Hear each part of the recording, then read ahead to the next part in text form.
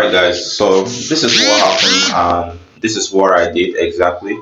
The fund that was transferred from Trust Wallet to my Metamask wallet.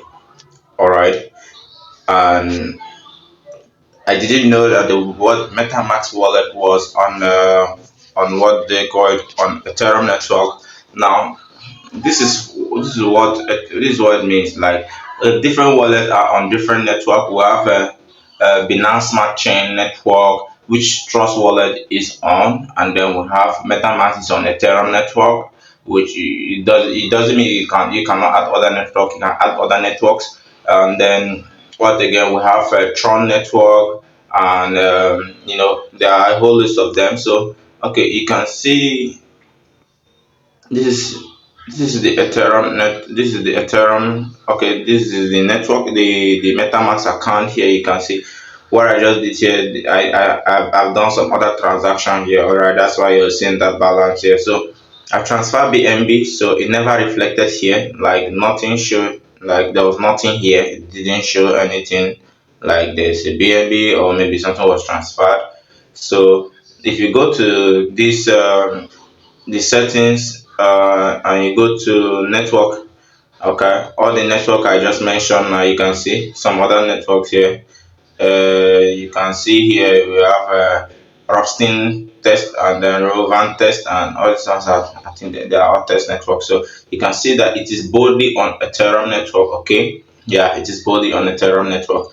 So what I have to do was I discovered that Trust Wallet, my Trust Wallet wasn't on MetaMask. What do they call it? Smart Chain network. So there's not how the Ethereum would have reflected here. All right. So the Ethereum didn't reflect here because this account was on the Ethereum network. So what I have to do, which I just had to go to setting, which took me a lot of time. So because I've done this before, so it should be simple recording it right here. So actually I've deactivated the network so that so when I add it up, you will see the balance will reflect it. A different balance will reflect which is on that network. All right. So what I had to do was I had to go to settings and then click on network and then add new network. All right, so here we have a new network to add. So now what we have to do now is we have to go and search for a smart chain network. All right, so you have to go to Google, which I can't remember the link exactly, but I'm going to provide it here. Let me say smart chain wallet MetaMask. Okay, I think something like this.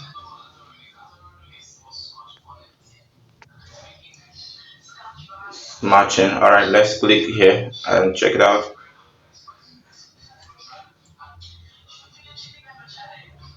So I have to scroll down. All right, no, we're not looking for testnet. We are looking for MetaMask network. All right, configuring the wallet. Okay. All right. So this is what we are looking for. Mainnet. This is one you probably are looking for. All right. So this is exactly what we are looking for. We are looking for MetaMask Smart Chain. All right, mainnet. So now, the name of the network here. The name of the network is Smart Chain. All right. I'm going to write that. Then the next thing here is network new RPC URL. So this I'm going to copy this. All right, so I'm going to tap on it and then copy it, then go back to MetaMask. First of all, I need to, each time you log out of this wallet, you have to log back in. So all right, so I'm going to write the name of the network here, smart chain. All right, so mind you can give it any name, but let's leave it at smart chain. All right, so I'm going to paste that RPC here and then come back, and the chain ID is 56, and then the symbol is BNB. I could decide to give it any symbol I want, but let's give it the way it is so that you won't get confused. So I'm going to copy this one that looks complicated. That's the block explorer URL. So come back here. Remember 56 and BNB. Alright, so the smart chain is 56, and then the symbol is BNB, and then I'm gonna paste the URL here. Alright, so haven't done that, so I'm just gonna add the network. So click on add. Alright, so you can see I just added the network. Now you can see now that the BNB has reflected here, but there was going to be there. This wasn't there before. So the next thing here is one more thing. After doing this, guys, after doing this, you can see BNB receive sent. All right, BNB has reflected, but there are some okay, you see the Ethereum is here. So in the scenario, there was this scenario. Actually, the Ethereum wasn't here. All right, it was like this. After adding it, the Ethereum was still not reflected. All right, it was still not reflected. So what I have to do is you click on add token. That is if this happens to you and you've sent everything in, and maybe you've done this and you've added the network to MetaMask, all right, but you can't still find your coin. So what you have to do, which is what I had to do, was to click on add token, and now what you're adding is Ethereum. So in most cases you wouldn't find it, all right. So what you have to do is go. Okay, so I'm gonna have to save this link for you guys. So what you have to do is go and copy the contract ID. um, you can type in Ethereum contract, or the best way, just go to search again. So guys, I have to go through my trust wallet to look up this. All right, so when you send a Binance, a smart chain Ethereum to Trust Wallet, it goes in as an Ethereum peg, okay, because you're using BEP20 network. So now I have to look up for this Binance peg Ethereum, contract ID, and that's what we're going to copy and paste there. So okay, so what we're looking for is Binance peg Ethereum. All right, so I'm going to have to exit here. All right, all this stuff is off. Ethereum, Ethereum contract, contract address. All right. So here we are. Okay, like I told you before, you can go through BS6 scan. All right. So here we are. So this is the best place you can find it, and not on coin market. All right. So if you scroll down, you see the contract ID here, because that's what you're sent. So when you come back here, just come back to your MetaMask. Of course, I still have to use fingerprint to open it. All right. So copy here. Let me highlight this, delete all, and let me just paste it. Now it's supposed to just come up.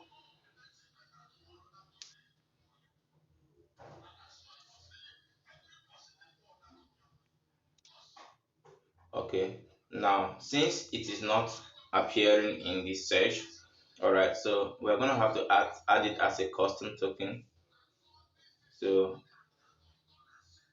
can you see? All right. So maybe if you try searching it in the search and it's not coming up, then it means you have to add it as a custom token. So you see, once I just pasted that, the symbol immediately came up, the Ethereum symbol came up, and the token precision ID came up, which means that it's a valid token. And most times you just have to add that by yourself using Ether. You write Ether, you write the precision and whatever token precision. But this one just came up on its own. That's to tell you that you did copy the right thing. All right, so I'm just gonna have to add it. All right, so now you can see it's added up. You can see it down here. All right. So whatever that you sent to this address, whatever you sent to this wallet, whatever amount will definitely appear here. Like you can see in the video that I'm showing you, like that I'm displaying here. So now, you can see it here. Okay, you can see. This was the amount I actually sent. All right, this was the amount I actually sent. All right, you can see it here. So, what I have to do is haven't gotten this. Note that your balance here will still be showing zero. Your balance here will still be showing zero. Now that's because you are on Smart Chain Wallet, and this is Ethereum on Smart Chain Wallet. And on Smart Chain Wallet, you use BNB to send a coin, okay, to make to send coin out or send coin in. All right, so what should be reflecting there is BNB. So your balance there will still be reflecting $0.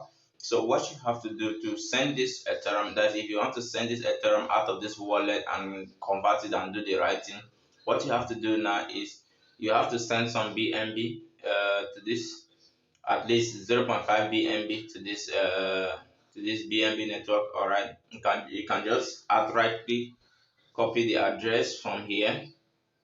All right, you can already copy the address from here or go through here and copy it. All right, so you cannot send 0.5 BNB or at least 1 BNB. Okay, $1 BNB or $0.5 BNB. All right, word of BNB. So when you send it in, then you have enough transport fee to transport this Ethereum. Else you can't withdraw the Ethereum. You can't transfer this Ethereum from this wallet. So having done that, then you can successfully withdraw your lost Ethereum. So that's exactly what what I did, and I was able to recover my Ethereum. Like you can see that I sent it and sent everything out of the wallet. So that's exactly what I do. So if you actually did send an Ethereum to wrong wallet, so that's how you can recover it. And one thing is you have to be in control of both wallets. That's one of the issues that is there. So and most people that are using, you have to, whenever next time when you send coins to or token to any network, you just have to be sure of the particular network is operating on. The person at the other end have to make sure that it's operating on the right network before they request you send token to them. And if you are using all these private wallets that you have to register with an email, and does not have like a place where you can add a new network, it can prove a bit difficult. So in that kind of situation, you have to contact the customer care of that private wallet. All right, but this is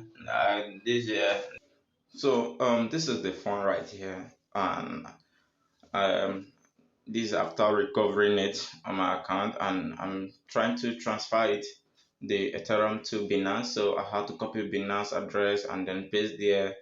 I haven't transferred some $1 or $2 worth of BNB into the wallet. So I tried entering the entire amount, which was you can see there, but it was insufficient to go through. So I had to reduce it a bit, okay, to this level, which was good to go. And you can see. So if it has gotten to this point, let's say with you or anyone doing this, then you're good to go. And then at this point here, I enter sent, and boom, it went. All right. This was the most exciting thing to see when you didn't imagine that you're ever going to get back the phone, and you see this happen. You're able to send this amount. So what I just kept doing here is just kept adding the fees just to speed up the transaction. And then you can see it's the amount of BNB taken there. You can see it's literally nothing. All right, so I had to go to my Binance. Remember, what I copied, the address I copied on Binance was BSBC. All right, so I had to go back to my Binance to keep refreshing. Okay, you can see it through the transaction that there is a transaction coming in, which has already started showing one confirmation. So, which means that the transfer was successful. Actually, it was successful. So in a short while, if you see me refresh my Binance account, you see that the transaction was actually confirmed. So if you're going through this process, you can see 7 confirmation by now. The funds have reflected in my Binance account. So if you are ever go through this kind of hassle or ever have this kind of experience, I believe this video should be a guide enough for you to be able to recover your funds. After watching this video, if your case is slightly different from this or you find it difficult recovering your own token, feel free to email me at nbarinoa@gmail.com. You can check in the description for more details or message me on Instagram at barinoatradex, and then I'll be glad to assist you look through your situation and then recover lost asset.